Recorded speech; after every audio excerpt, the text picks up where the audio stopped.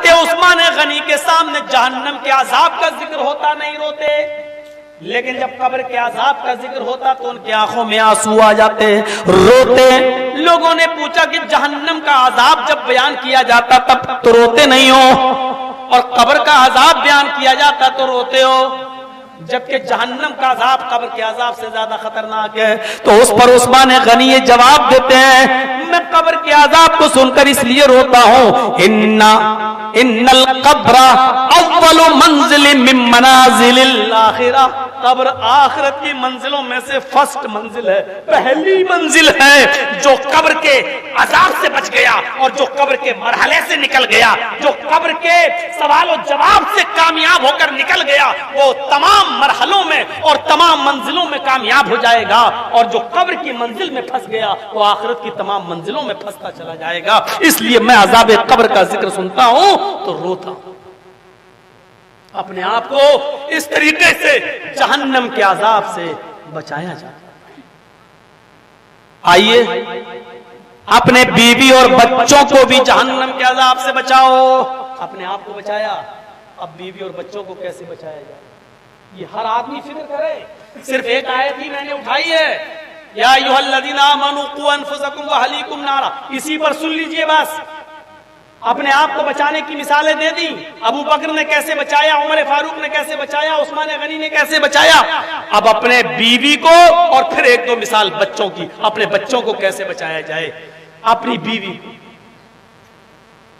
حضرت عمر فاروق کو ایک جنگ میں بہت سا مال ملا تھا، اس میں ایک بہت خوبصورت قسم کا دوپٹہ بھی ہاتھ میں آیا مال، اور جب وہ مال تقسیم ہوا صحابہ میں، جو لوگ جنگ میں گئے تھے ان میں تقسیم ہوا، اس ڈیوائیڈ ہوا، تو وہ خوبصورت دوپٹہ حضرت ابو موسیٰ اشعری کے ہاتھ میں آ گیا، ابو موسیٰ اشعری کو مل گیا۔ تقسیم ہوا تو یہ ہوتا کہ ہمیں یہ دے دو، ہمیں یہ دے دو، ہمیں یہ ضرورت، تو جو جس پر سب راضی ہو جاتے تھے وہ دے دیا جاتا تھا۔ ابو موسیٰ اشعری کو خوبصورت دوپٹہ مل گیا۔ حضرت ابو موسیٰ اشعری نے وہ دوپٹہ یہ سوچا کہ میرے گھر میں تو بیوی نہیں ہے، اور میری ایک بیٹی تھی اس کی بھی شادی ہو چکی ہے، بہت دور چلی گئی ہے، اب یہ دوپٹہ میں اس کے پاس کہاں سے پہنچاؤں، اور میری بیوی ہے نہیں، تو میرے تو یہ دوپٹہ کسی کام کے نہیں ہے، تو کیوں نہ اس خوبصورت دوپٹے کو، کیوں نہ میں اس خوبصورت اوڑھنی کو، کیوں نہ میں اس خوبصورت دوپٹے کو، اس اوڑھنی کو میں حضرت عمر فاروق کی بیوی کو دے دوں۔ حضرت عمر فاروق کی بیوی کو وہ دے آئے، دروازے کو دستک دی، بیوی نے دروازہ کھولا، امیر المومنین تو ہے نہیں، فرمایا کوئی بات نہیں، مجھے ان سے کام بھی نہیں ہے، یہ خوبصورت دوپٹہ مجھے ملا تھا، اب میری بیوی تو ہے نہیں، بیٹی بہت دور بیاہ دی گئی ہے، اس کی شادی کر دی گئی ہے، وہاں تک تو پہنچنا ممکن نہیں ہے، لہٰذا یہ دوپٹہ میں تمہیں دے رہا ہوں گفٹ کے طور پر۔ حضرت عمر فاروق کی بیوی نے وہ گفٹ اس لیے لے لیا کہ اللہ کے نبی نے فرمایا تحفہ دیا کرو، تحفہ لیا کرو، اگر تم تحفہ دو گے تو اس سے محبت بڑھے گی، کوئی تحفہ دے اور تم نے قبول کر لیا تو اس سے بھی محبت بڑھے گی، کیونکہ دلوں سے کدورت ختم ہوگی۔ انہوں نے دیا، انہوں نے لے لیا، لیکن چونکہ امیر المومنین کی بیوی تھی اس لیے ان کو سوچنا چاہیے تھا کہ مجھے لینا ہے یا نہیں لینا ہے، کیونکہ میں معمولی عورت نہیں ہوں، میں اس دیش کے وزیر اعظم، پرائم منسٹر حضرت عمر فاروق کی بیوی ہوں، ان کی عزت پر کوئی آنچ تو نہیں آئے گی، لے لیا۔ ایک دن حضرت عمر فاروق جب دورہ کر کے شہروں کا معائنہ کر کے، گلیوں کا معائنہ کر کے جب اپنے گھر میں آئے تو بیوی نے یہ سوچا کہ چلو آج تو میرے شوہر گھر میں آ رہے ہیں تو اچھے کپڑے پہن کر میں تیار رہوں، اور وہ دوپٹہ جو ان کو بڑا خوبصورت دوپٹہ تھا، جو ایرانی دوپٹہ تھا، اس خوبصورت دوپٹے کو انہوں نے اپنے اوپر ڈال لیا صرف اس لیے کہ میرے شوہر مجھے دیکھ کر آج خوش ہو جائیں۔ آج کل ہماری عورتیں تو شادیوں میں جاتی ہیں تب کپڑے پہنتی ہیں، گھروں میں وہ کیسے رہتی ہیں، اچانک اگر پتی گھس جائے باہر سے آ کر تو چڑیل بنی رہتی ہے گھروں میں، پھر غصہ آتا آدمی کو، کم وقت میں تو اتنے دنوں کے بعد آیا ہوں، یہ چڑیل بنی بیٹھی ہے، اب کیا کرے گا وہ، غصے میں کہتا ہے تڑا۔ اس کی ذمہ دار بہت حد تک عورتیں بھی ہیں، جو میک اپ، جو خوبصورتی اور جو بناؤ سنگار گھر میں عورتوں کے لیے جائز تھا وہ کر نہیں رہی ہیں، اور باہر دیکھو کیسے بن کے جاتی ہیں کہ شرم سے سر جھک جائیں مردوں کے. عورتیں وہ کپڑے پہن کیسے لیتی ہیں جن کپڑوں کو مرد دیکھنا بھی گوارا نہیں. کیسے کپڑے جن کی شرم سے سر جھک جائیں, آج ان کپڑوں کو لڑکیاں پہن لیتی ہیں. کیسی ضمیر دیکھو, ضمیر, دل. حضرت عمر فاروق نے جب دروازے کو دستک دی, خوشی خوشی ان کی بیوی نے دروازہ کھولا. حضرت عمر فاروق نے اپنی بیوی کے کپڑے نہیں دیکھے, سیدھے ان کی نظر اپنی بیوی کی اوڑھنی کے اوپر پہنچی. بڑی خوبصورت اوڑھنی. فرمایا اے میری پیاری بیوی, یہ اوڑھنی, یہ دوپٹہ جو تم اوڑھے ہوئے ہو, اس دوپٹے کو خریدنے کی میری حیثیت نہیں تھی, میری طاقت نہیں ہے. مجھے اتنی تنخواہ, اتنی سیلری بھی نہیں ملتی ہے کہ میں مارکیٹ سے, میں بازار سے جاؤں اور اتنا مہنگا دوپٹہ خرید کر تمہیں دوں. یہ دوپٹہ تمہارے پاس کہاں سے آیا ہے؟ تمہارے بھائی نے دیا؟ کہا نہیں. تمہاری بہن نے دیا؟ نہیں. تمہارے ماں باپ آئے تھے؟ نہیں. پھر یہ دوپٹہ تمہارے پاس کہاں سے آیا؟ یہ اوڑھنی تمہارے پاس کہاں سے آئی؟ جواب دیا, صحیح بول دیا کہ یہ دوپٹہ, یہ اوڑھنی مجھے حضرت ابو موسیٰ اشعری رضی اللہ تعالیٰ عنہ دے کر گئے. ابو موسیٰ اشعری کون تھے یہ بھی سن لیجئے. ابو موسیٰ اشعری بیت المال کے کیشیئر تھے. بیت المال تو سمجھتے ہیں نا, سرکاری جو فنڈ ہوتا ہے جس کو ہندی میں راج کوش کہتے ہیں. اب آپ کے ہاں کیا کہتے ہیں وہ ہم کو نہیں معلوم. خزانچی کو ٹریزری, خزانچی جس کو بولا جاتا ہے بیت المال کا جو خزانے کا مالک ہو, کیشیئر. تو بیت المال کے کیشیئر تھے کون؟ ابو موسیٰ اشعری. حضرت عمر فاروق نے جب سنا کہ اچھا یہ دوپٹہ تو میں ابو موسیٰ اشعری نے بیت المال کے کیشیئر نے دیا ہے, ہاں, اپنی بیوی کے سر سے وہ دوپٹہ اتارا اور اس کو لپیٹ دیا, ایسے پکڑ کے ایسے گولا بنا دیا, اور وہ گولا بنانے کے بعد اپنی بیوی کے سر پہ مار دیا, کس کے مار دیا. چاہے جتنا بھی ہلکا ہو, لیکن جب اس کو اکٹھا کر کے گولا بنا کر مارا جائے گا تو تھوڑا سا تو لگے گا سر پر. عورت کا سر بھی کمزور ہوتا ہے باڈی کی طرح, جسم کی طرح. اس کے سر پہ جب قریب سے مارا, حضرت عمر فاروق کی بیوی بولتی ہیں کہ عمر فاروق کے ہاتھ سے گولا بنا ہوا وہ دوپٹہ جب میرے سر پہ لگا تو میرے سر میں درد شروع ہو گیا, پین شروع ہو گیا. کہا کہ ابو موسیٰ اشعری کو بلایا جائے. ابو موسیٰ اشعری کو بلا لیا گیا اور طلب کر لیا گیا اور فرمایا, اے ابو موسیٰ, کیا یہ اوڑھنی, کیا یہ دوپٹہ تم نے میری بیوی کو دیا ہے؟ ہاں. کہا تم کون ہو؟ کہا بیت المال کا کیشیئر. کہا تم نے یہ دوپٹہ میری بیوی کو اس لیے دیا ہے تاکہ امیر المومنین خوش ہو جائے اپنے بیت المال کے کیشیئر سے, اور اگر بھوشیہ میں, فیوچر میں وہ تھوڑی بہت غلطیاں کرے تو اس کو بخش دیا جائے, اس کو چھوڑ دیا جائے, اس کے اوپر رحم کر دیا جائے. یا اس سے بھی بڑا کوئی عہدہ چاہتے ہو, قریب ہونا چاہتے ہو میرے؟ آئے ابو موسیٰ اشعری, کیا جہنم میں دھکیلنے کے لیے, جہنم میں داخل کرنے کے لیے تمہاری نظر کسی اور پر نہیں پڑی تھی, میری بیوی کے اوپر پڑی, میری بیوی کے اوپر ہی تمہاری نظر پڑی. اس اوڑھنی کو اٹھاؤ اور رفع ہو جاؤ, اس اوڑھنی کو اٹھاؤ اور دفع ہو جاؤ. اور یاد رکھنا, کعبے کے رب کی قسم, اس اللہ کی عزت و جلال کی قسم کھا کر کہتا ہوں, اگر تم سے کوئی غلطی سرزد ہوئی تو میں تمہیں ڈبل سزا دوں گا. یہ مت سوچنا کہ میں تمہیں چھوڑ دوں گا, میں تمہیں ڈبل سزا دوں گا, ڈبل.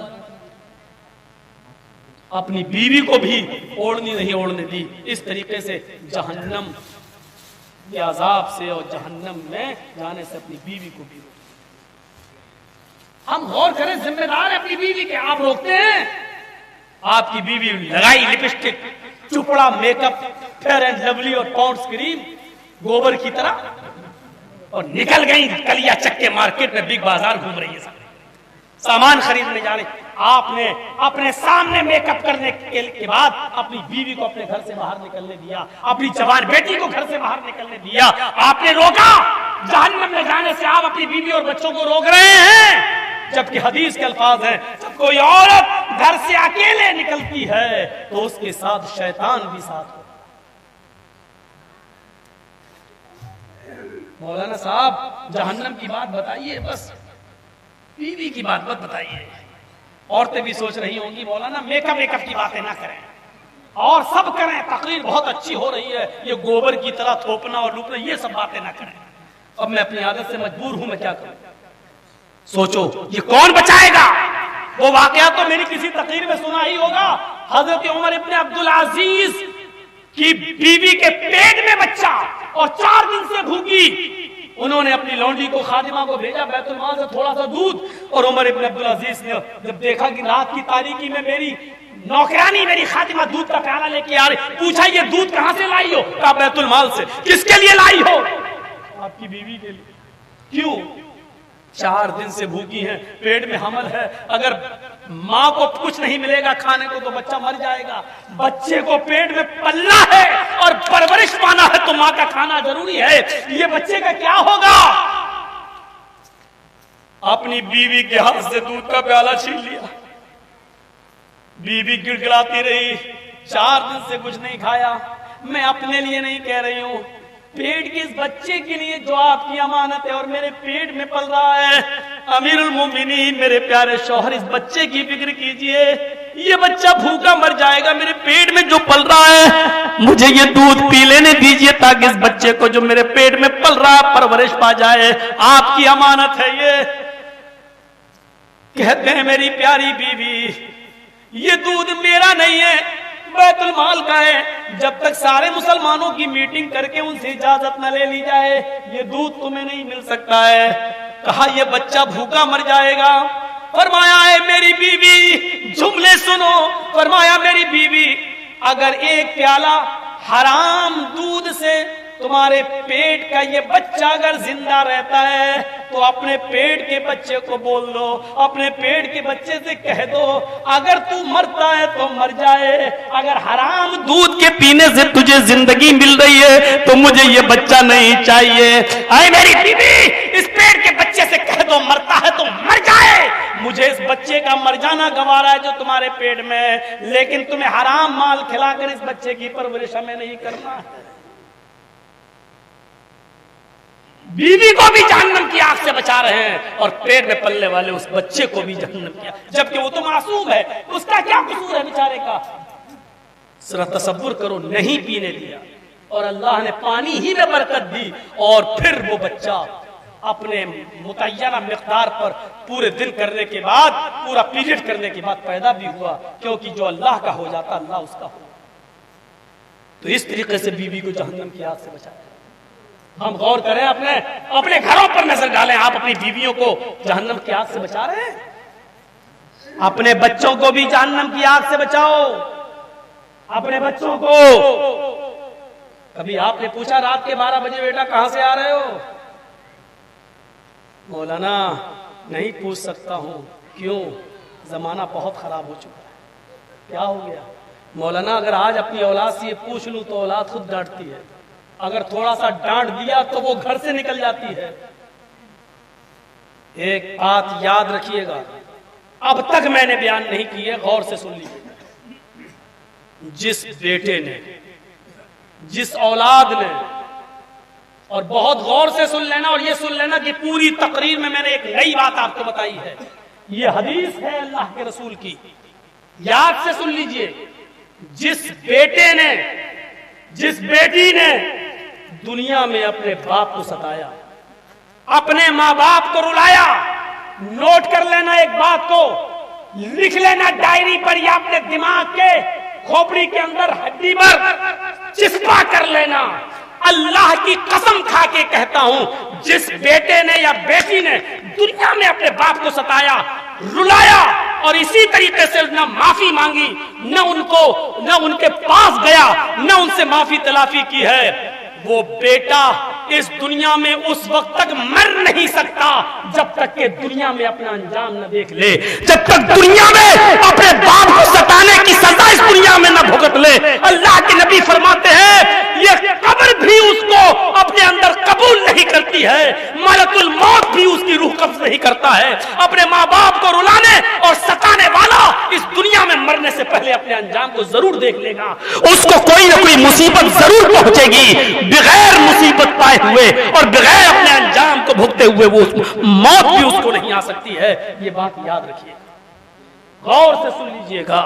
اگر کسی نے دنیا میں اپنے ماں باپ کو رلایا ہے، ستایا ہے، تو جا کر آج فجر تک کا انتظار مت کیجئے گا، پتہ نہیں زندگی ملے نہ ملے، اس لیے آج ہی جا کر اپنے روٹھے ہوئے ماں باپ کو، یہ مت کہیے گا مولانا اگر غلطی اس کی ہو تو، حدیث کے الفاظ ہیں وَلَا تَعُقَّنَّ وَالِدَيْكَ وَإِنْ أَمَرَاكَ أَن تَخْرُجَ مِنْ أَهْلِكَ وَمَالِكَ۔ تم اپنے ماں باپ کی نافرمانی کبھی بھی اور کسی حالت میں بھی نہیں کر سکتے ہو، چاہے وہ تمہیں گھر سے نکال دیں یا تمہاری بیوی اور بچوں کو چھوڑ دینے کا حکم دیں، کہیں بیوی چھوڑ دو، بچے چھوڑ دو، اور کہیں نکل جاؤ میرے گھر سے نکل جاؤ، اور کہیں سارا مال جو تم نے کمایا ہے اسی گھر میں چھوڑ دو، تو اپنے مال کو بھی چھوڑنا پڑے گا، اس کا گھر بھی چھوڑنا پڑے گا۔ اللہ کے نبی فرماتے ہیں اگر یہ حکم دیں تو تمہیں عمل کرنا ہے، لیکن اس کے جواب میں اپنے باپ سے یہ نہیں کہنا ہے میں بیوی کیوں چھوڑوں، بچے کیوں چھوڑوں، ہم نے کمایا ہے اپنی کمائی کیوں چھوڑوں، یہ آپ نہیں کہہ سکتے ہو۔ باپ جو ظلم کر رہا ہے اس کا عذاب اس کو ملے گا، باپ جو ظلم کر رہا ہے اس کا عذاب اس کو ملے گا، لیکن آپ کو اس بات کی اجازت نہیں ہے کہ ماں باپ کو کچھ کہو۔ اب سوچ لو اس کے بعد اب رہ کیا گیا ہے، اس کے بعد اب رہ کیا گیا ہے؟ دنیا میں کوئی اس وقت تک مر ہی نہیں سکتا اگر اس نے اپنے ماں باپ کو ستایا ہے اور برائیاں کی ہیں، موت آ سکتی ہے، اس کا عذاب قبر میں مل سکتا ہے، جہنم میں مل سکتا ہے، لیکن ماں باپ کو ستایا ہے، رلایا ہے تو اس دنیا میں اس کے عذاب کو وہ بھگتے گا، پہلے اس کے انجام کو بھگتے گا اور اس کا گناہ باقی رہے گا۔ جہنم میں تو اس کا عذاب پھر ملنا ہی ملنا ہے، لیکن دنیا میں اپنے ماں باپ کو رلانے اور ستانے کا عذاب وہ دیکھے گا اور اپنے انجام کو پہنچے گا۔ اپنی اولاد کو بھی جہنم کی آگ سے بچاؤ۔ جنگ جلولہ میں 4000 بکریاں ملی، صحابہ نے سوچا اتنی بکریاں لے کر مدینہ کیسے جائیں گے، ان کو بیچ دو اور پیسہ بیت المال میں جمع کر دیا جائے گا۔ حضرت عمر فاروق کے بیٹے نے کہا ٹھیک ہے جب بکریاں بیچنا ہی ہے تو مجھے بیچ دو۔ لوگوں نے کہا ٹھیک ہے قیمت لگاؤ، اور سودا ہو گیا۔ حضرت عمر فاروق کے بیٹے عبد الرحمن کو وہ بکریاں 40,000 درہم میں دے دی گئیں۔ کتنے میں؟ 40,000 درہم میں۔ حضرت عمر فاروق کے بیٹے نے 40,000 درہم میں بکریاں لے لی، فرمایا گھر چلو ہم 40,000 درہم تمہیں دے دیں گے۔ ایک نوکر متعین کیا اور فرمایا ان بکریوں کو لے کر تم مدینے آ جاؤ، تمہاری جو محنت مزدوری ہوگی وہ تمہیں مل جائے گی۔ بکریاں آنے میں 8 دن لگیں گے، 8 دن ان کو بھی پہنچنے میں لگے۔ جب یہ اپنے علاقے میں پہنچے، یہ 2-3 دن میں پہنچ گئے، بکریاں 8 دن کے بعد آئیں۔ حضرت عمر فاروق کے سامنے جب مال رکھا گیا تو 40,000 درہم بھی رکھے گئے۔ حضرت عمر نے پوچھا یہ 40,000 درہم بھی کیا میدان جنگ میں کافروں سے لوٹے ہیں تم نے؟ جواب ملا نہیں، ہمیں بکریاں ملی تھی، 4,000 بکریوں کو لانا یہاں دشوار تھا، مشکل تھا، اس لیے ان بکریوں کو میں نے وہی بیچ دیا، وہ 40,000 درہم میں بکی۔ کہا 4,000 بکریاں 40,000 درہم میں؟ بس بچے تھے چھوٹے چھوٹے؟ کہا نہیں، پوری بکریاں تھیں۔ کہا کس نے خریدی؟ فرمایا آپ کے بیٹے عبد الرحمن نے۔ فرمایا 40,000 درہم میں یہ بکریاں نہیں ہو سکتی ہیں، لوگوں تم نے میرے بیٹے کو 40,000 میں یہ بکریاں اس لیے بیچی ہیں کیونکہ وہ میرا بیٹا تھا, امیر المومنین کا بیٹا تھا, اس کے ساتھ رعایت برتی گئی ہے, اس کے ساتھ خاص توجہ دی گئی ہے, امیر المومنین کا بیٹا ہے اس لیے دے دو. نہیں ان بکریوں کو آنے دو, ہم اس کی دوبارہ نیلامی لگائیں گے, ہم اس کی دوبارہ بولی لگائیں گے. بکریاں آئیں, حضرت عمر فاروق نے ان بکریوں کو اپنے قبضے میں لے لیا اور بازار جب لگا تو ان بکریوں کو وہاں پہنچا دیا. پھر اس کی بولی لگائی گئی, ان بکریوں کو خریدو.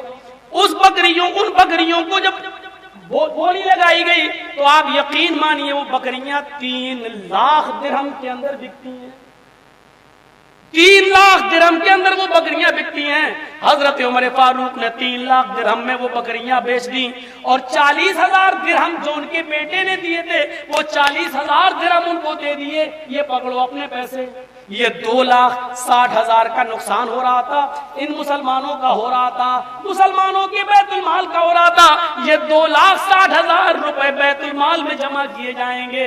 یہ درہم بیت المال میں جمع کر دیا اور فرمایا بیٹے میں نے یہ بکریاں تم سے لے کر بیچ کر باقی پیسہ بیت المال میں جمع کر دیا, اس لیے کہ قرآن کہتا ہے قوا انفسکم واہلیکم نارا, اپنے آپ کو بھی جہنم کے آگ سے بچاؤ, اپنے بیوی بچوں کو بھی جہنم کے عذاب سے بچاؤ. لہذا میں نہیں چاہتا کہ قیامت کے دن یہ کہا جائے اور مجھے قیامت کے دن پیش ہونا پڑے اور کہا جائے کہ تیرے بیٹے کے ساتھ رعایت برتی گئی ہے. لہذا ان بکریوں کو میں نے بیچ دیا ہے, تمہارے پیسے درہم تمہیں مل چکے ہیں. ہم کریں گے یہاں تو چوری کا موبائل تک ہم خرید لیتے ہیں, اور ماشاءاللہ یہ علاقہ تو بہت فیمس ہے. ایک بار کلیہ چک گئے تو ایک آدمی ہم ہی کو ٹوپی پہنانے لگا. مولانا 50,000 کا موبائل ہے, ہم آپ کو 10,000 پہ دے دیں گے. ہم نے کہا بھیا کہیں سم ڈالا, کہیں پتا چلا پولیس پہنچ گئی یوپی تو ہماری تو حالت خراب ہو جائے گی. لوگ ہیں ایسے. تصور کرو کہ یہاں دیکھیے رعایت کس کے ساتھ برتی جا رہی ہے. ملک شام سنا ہوگا, سیریا جس کو آج سیریا بولا جاتا ہے, یا مصر, دونوں جگہوں میں سے کسی ایک جگہ کا واقعہ ہے. حضرت عمر فاروق کے بیٹے نے دھوکے سے نبیذ پی لی. نبیذ جانتے ہو, کھجور کا پانی تھا لیکن اس میں نشہ آ چکا تھا. ان کو پتا نہیں تھا, وہ سمجھے کھجور کا پانی اور پی لیا, جبکہ دھوکہ معاف تھا, لیکن پی لیا. اچھا لگا تو اور پی لیا تو نشہ آ گیا. نشہ آیا تو پتا چلا کہ عمر فاروق کے بیٹے نے نبیذ پی لی, نشے والی کھجور, سڑی ہوئی کھجور کا جو عرق تھا وہ پی لیا اور اس سے نشہ آ گیا. عمر ابن عاص وہاں کے گورنر تھے. عمر ابن عاص نے عمر فاروق کے بیٹے کو بلایا اور پوچھا کیا ایسا ہوا؟ فرمایا ہاں, کھڑے ہو جاؤ. اور 40 کوڑے حضرت عمر فاروق کے بیٹے کو لگائے گئے. دھیرے دھیرے یہ خبر عمر فاروق کو پتہ چل گئی مدینے میں کہ آپ کے بیٹے نے نبیذ پی لی تھی جس میں نشہ آ گیا تھا. لیکن مصر کے گورنر نے ان کو سزا دے دی اور 40 کوڑے لگا دیے. حضرت عمر فاروق نے کہا اچھا. ایک گھوڑا بھیجا امیر المومنین کے نام, مصر کے گورنر کے نام, لیٹر لکھا. یہ خط ملتے ہی اس نئے گھوڑے پر میرے بیٹے کو شام سے یا مصر سے فوراً گھوڑے پر سوار کر کے اس کو مدینے بھیجو اور کہو کہ تمہارے باپ نے ارجنٹ تمہیں بلایا ہے. خط ملتے ہی عمر ابن عاص نے حکم کی تعمیل کی, بیٹے کو لیٹر دیا, یہ تمہارے باپ کا لیٹر ہے. لیٹر پڑھا, بیٹے نے سوچا کوئی ایمرجنسی معاملہ ہوگا, نئے گھوڑے پر بیٹھا, دوڑتا ہوا چلا آیا. بیٹا گھر گھس رہا تھا. حضرت عمر نے کہا کدھر جا رہے ہو؟ کہا گھر میں. کہا رک جاؤ, اپنی ماں سے بعد میں ملنا, پہلے یہاں کھڑے. کہا کیوں؟ سنا ہے کہ تم نے مصر میں نشہ کر لیا تھا. جواب دیا ہاں کر تو لیا تھا, نشہ تو آیا تھا, لیکن اس کی سزا تو مجھے مل چکی ہے ملک شام میں یا مصر. 40 کوڑے میں کھا چکا ہوں. حضرت عمر فاروق نے کہا بیٹے پھر سے کھڑے ہو جاؤ, مجھے عمر ابن عاص کے اوپر بھروسہ نہیں ہے. शायद 40 कोड़े तुम्हारे जिस्म के ऊपर उतनी जोर से नहीं लगाए गए होंगे जितनी जोर से लगना चाहिए। शायद रियायत बरती गई हो, क्योंकि तुम अमीरुल मोमिनीन के बेटे हो, इसलिए हल्के हल्के कोड़े मार दिए गए हों। जल्लाद ने तुम्हारे साथ रियायत बरती होगी कि हल्के हल्के कोड़े मारो, ये उमर फारूक का बेटा है, मैं अपने सामने कोड़े लगवाऊंगा, उन कोड़ों को मैं कल आदम करार देता हूं, उन कोड़ों की मेरी नजर में कोई हैसियत नहीं है। दोबारा खड़ा कर दिया।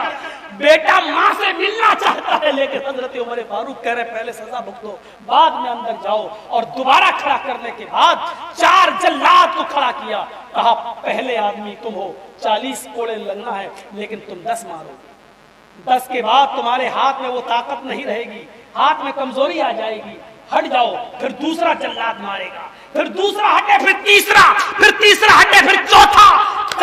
10 कोड़े 4 जल्लादों को सुपुर्द कर दिए, और 10 कोड़े 4 जल्लादों ने 40 कोड़े मारे। लहू लोहान हो गया।